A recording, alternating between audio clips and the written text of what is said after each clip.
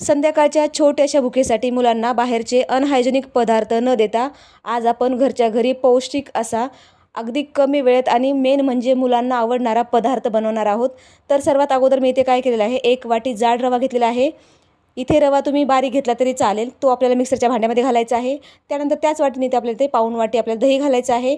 आता मी इथे घेणार आहे मूग डाळ। मूग डाळऐवजी तुम्ही मसूर डाळ किंवा चणा डाळ कुठलीही डाळ घेऊ शकता। त्यानंतर आपल्याला ही जी डाळ आहे ती 3 ते 4 तास मी भिजत घातलेली होती, ती डाळसुद्धा घालायची आहे मिक्सरच्या भांड्यामध्ये। त्यानंतर आपल्याला याच्यामध्ये घालायचं आहे 1 चमचा जिरे, 7 ते 8 हिरव्या मिरच्या घालायच्या आहेत आणि अगदी थोडीशी हळद घालायची। त्यानंतर आपल्याला याच्यामध्ये थोडंसं पाणी घालायचं आहे आणि आपल्याला एकदम बारीक स्मूथ अशी ते पेस्ट तयार करून घ्यायची आहे।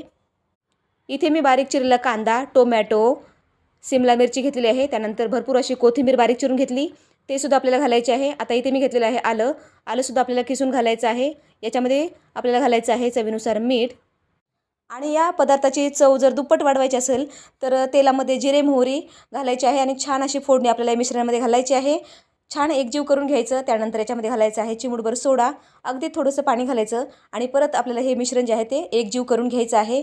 त्यानंतर गॅसवरती तवा किंवा नॉनस्टिक पॅन ठेवायचा आहे, त्यावरती तूप तेल आपल्याला छान पसरून घ्यायचं आणि टिश्यू पेपरने आपल्याला ते पुसून घ्यायचं आहे। आता आपल्याला हे जे मिश्रण आहे एक पळी 2 पळी मिश्रण जे आहे ते आपल्याला हलक्या हाताने पॅनवरती पसरून घ्यायचं आणि तुम्ही बघू शकता किती छान अशी जाळी आलेली आहे। तर आपल्या इथे दोन्ही बाजूने छान खमंग खरपूस भाजून घ्यायचं आहे।